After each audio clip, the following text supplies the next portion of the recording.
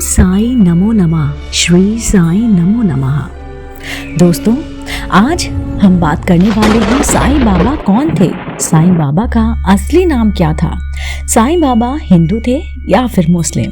चलिए मेरे साथ जानिए।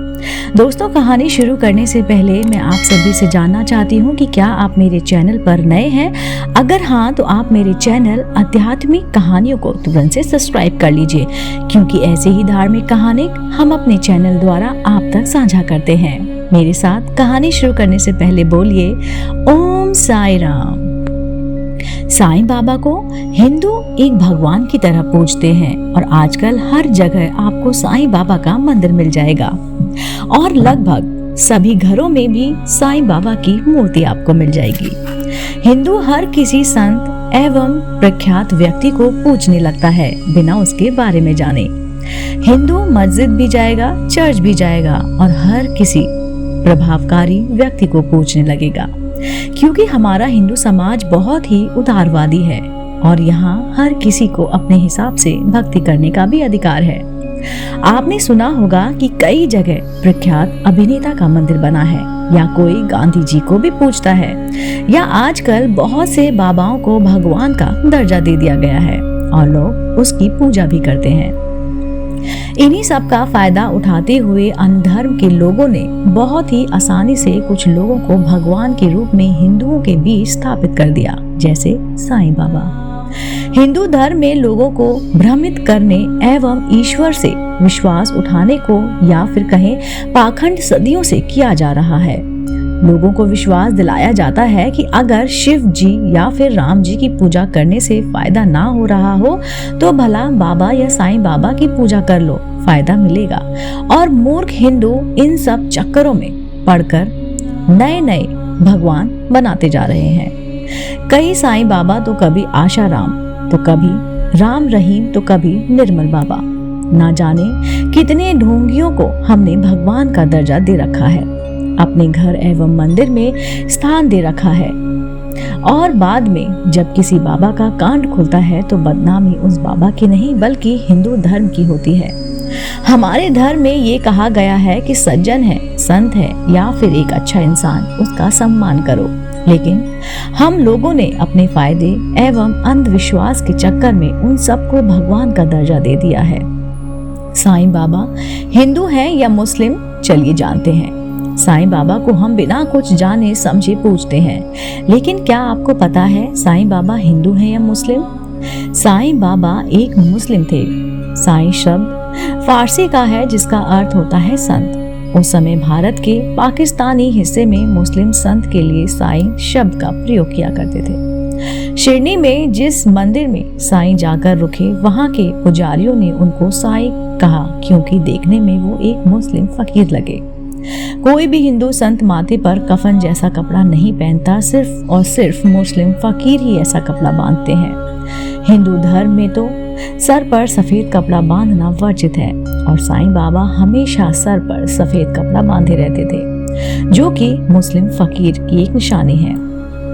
पोस्टर साईं सत्यचरित अध्याय 5, 14, 50। साईं बाबा शिरनी चिलम पीते थे और अपने भक्तों को भी पीने के लिए देते थे, जिस कारण उन्हें दमा था। साईं बाबा खाने के समय फातिहा कुरान पढ़ते थे।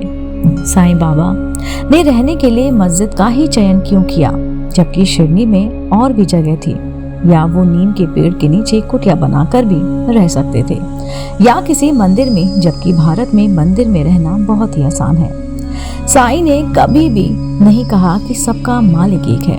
वो तो हम टीवी सीरियल देखते आए हैं, उनको पूजने लगे, अन्यथा साईं बाबा हमेशा कहते थे अल्लाह मालिक है। वो यह भी बोल सकते थे सबका मालिक भगवान है, या सबका मालिक राम है, या सबका मालिक कृष्ण है। आप इस बात की जांच साईं चरित, जैसे कि मैंने आपको बताया, 5, 14 और 50 में पढ़ सकते हैं। साईं बाबा लोगों से कहते थे कि पूजा पाठ और योग करने की कोई जरूरत नहीं है। वे मस्जिद से बर्तन मंगवाकर फातिहा पढ़ने को कहते थे, इसके बाद ही भोजन करते थे। कभी उन्होंने क्यों नहीं कहा कि भोजन का श्री गणेश करो। बहुत से लोग कहते हैं कि साईं बाबा ब्राह्मण परिवार में पैदा हुए थे, तो उनकी जानकारी के लिए ये समझ लीजिए कि कोई ब्राह्मण मस्जिद में रहना क्यों पसंद करेगा, और ना ही कोई ब्राह्मण सर पर कफन जैसा कोई कपड़ा बांधेगा। साईं बाबा के समय में एक बार प्लेग फैला तो उन्होंने गांव के लोगों को गांव से बाहर जाने के लिए मना कर दिया, जिससे हुआ ये कि प्लेग बाहर से गांव में नहीं आ पाया, और लोगों ने यह प्रचार और प्रचारित कर दिया कि उन्होंने प्लेग को खत्म कर दिया, और इसे भोले भाले लोगों ने चमत्कार मानने लगे। शायद आपको नहीं पता होगा कि साईं बाबा का असली नाम चांद मियां था। ज्यादातर लोग साईं को यवन का मुस्लिम मानते हैं। आज तक मैंने जितने भी साईं मंदिर देखे हैं, उन सभी में साईं की मूर्ति बहुत ही सुंदर और मनोमोहक है।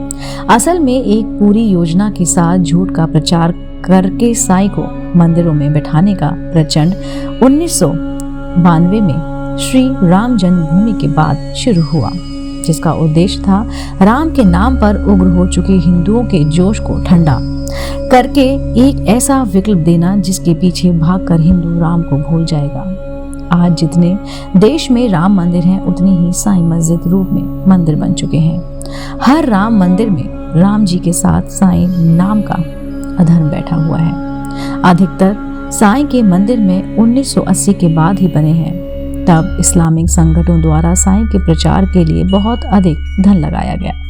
साईं बाबा ने खुद को पास वाले मंदिर में इस्लामिक रीति रिवाज से पूजने की बात कही थी, जिसके बाद मंदिर में ही गड्ढा खोदकर उन्हें वहां दफन कर दिया गया। कई लोग ये मानते हैं कि साईं बाबा ने उनके जीवन में चमत्कारिक परिवर्तन लाए, या उनके कारण उनके जीवन की अभिलाषा या इच्छा पूरी हो गई हो।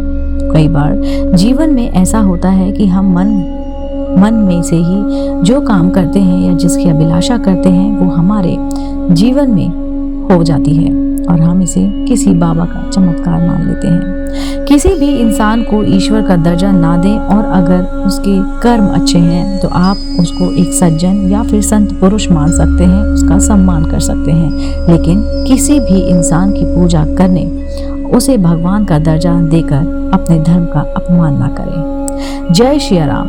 दोस्तों, साईं बाबा एक हिंदू थे या मुस्लिम, पर वो एक सच्चे मानव थे जो कि एक संत कहलाए। दोस्तों, इस कहानी में मैंने आपको ये बताने की कोशिश की है, हमारा जिस पर विश्वास होता है, हमारी श्रद्धा जिस पर होती है, हमने जिसको देखा, हमने जिसको पूजा, हमारे माँ बाप ने हमें जो सिखाया, हमारे लिए वो सत्य है। साईं एक सत्य है। साईं हिंदू थे या मुस्लिम, या वो किस रीति रिवाज को मानते थे, वो हमारे लिए भगवान थे, हमारे लिए पूज्य थे और पूज रहेंगे। साईं हमेशा कहा करते थे, सबका मालिक एक है।